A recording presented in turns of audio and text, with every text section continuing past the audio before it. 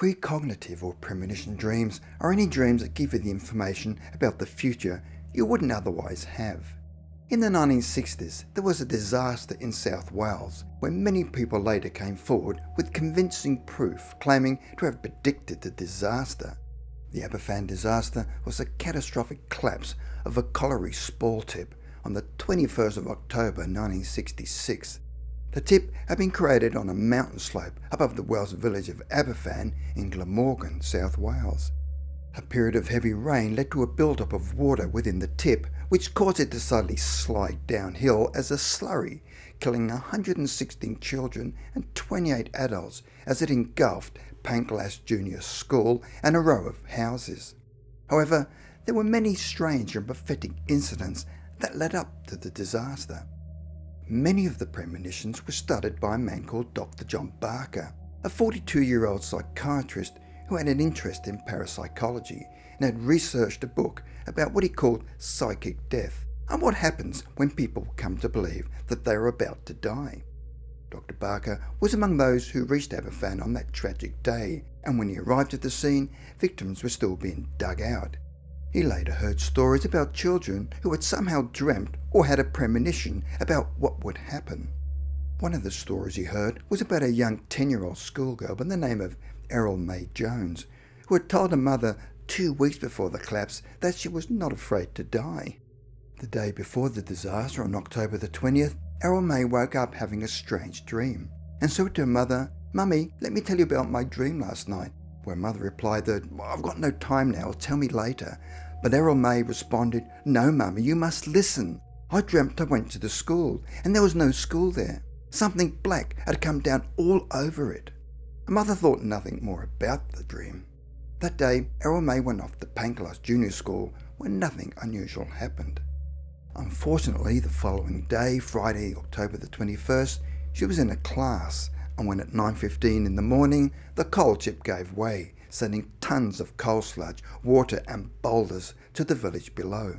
The avalanche destroyed everything in its path, including houses and trees, and then headed towards Panglas School, where it crushed the back of the school, killing 144 people, most of them children at the school where Errol May Jones was one of the victims. Had Errol May Jones prophesied the tragedy, or was the dream just a coincidence? The day before the disaster, an 8-year-old boy named Paul Davis had drawn massed figures digging in the hillside under the words, "The End." Paul Davis perished in the landslide. Dr. Barker was so intrigued by the premonitions that he started to collect foreboding visions from the survivors. In January 1967, he launched a call for premonitions all around the country and opened a premonitions bureau together with the help of the Evening Standard newspaper. The aim of the bureau was to show that premonitions and prophecy were valid areas of study, to help to prevent disasters if possible, where a large cluster of premonitions pinpointed a possible future catastrophe to hopefully save lives. To help identify psychics who appeared to be particularly talented, people consistently tuned in to disaster.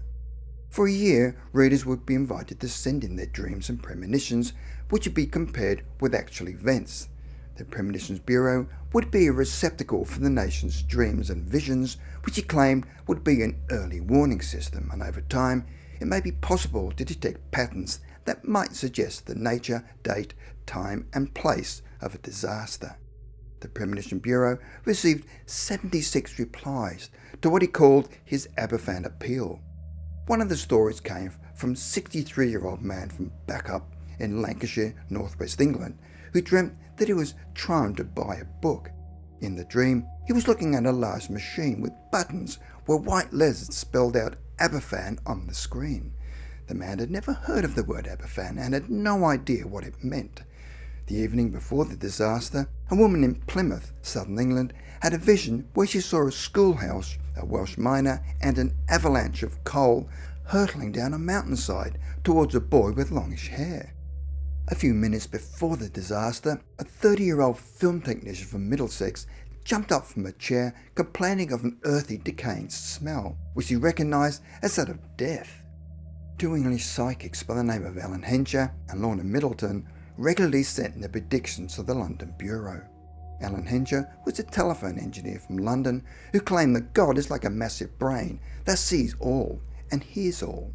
I feel that word comes to me from the outside and that I am an informant. Hencher said that he'd had visions since childhood, but when he reached his mid-40s, the visions became more dramatic and significant. Unfortunately, before each vision, he suffered from severe headaches. In October of 1966, while he was working, he suddenly felt dizzy and then unbearable pain. When it cleared, he could see a black, heaving mass and lots of small children. There was a mountain too, but he did not know where. He later realised that it was a premonition that turned out to be the Aberfan disaster.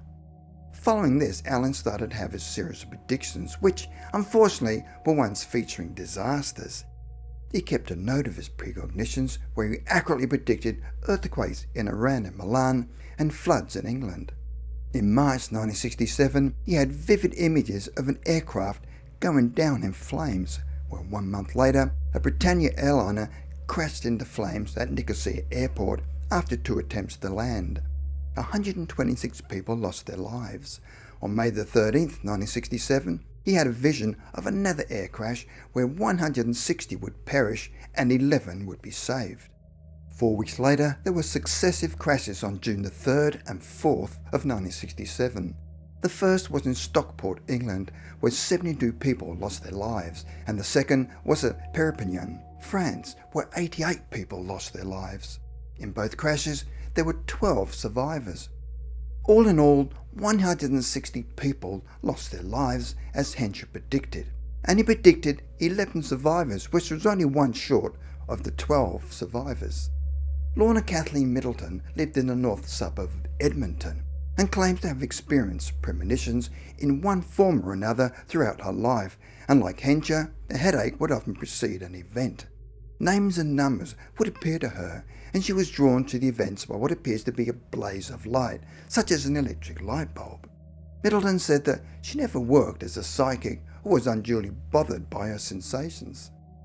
Amongst acquaintances, Middleton would bring out sketches of recent visions, and occasionally complain about all of the information reaching her, and would sometimes say, "I just turn it off, I'm too busy, I am too busy," and would wave her hand.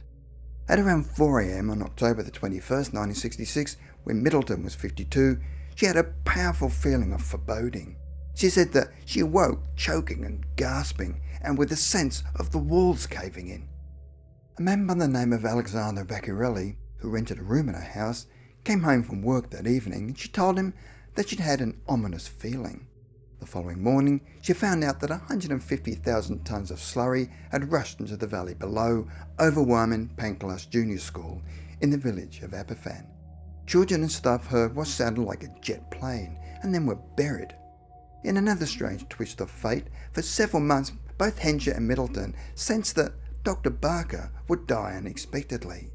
In January 1968, Hencher met with Dr. Barker and had a strong feeling that the psychiatrist's life would end shortly in Yockleton, the village where he lived. Dr. Barker circulated a letter admitting his own concern.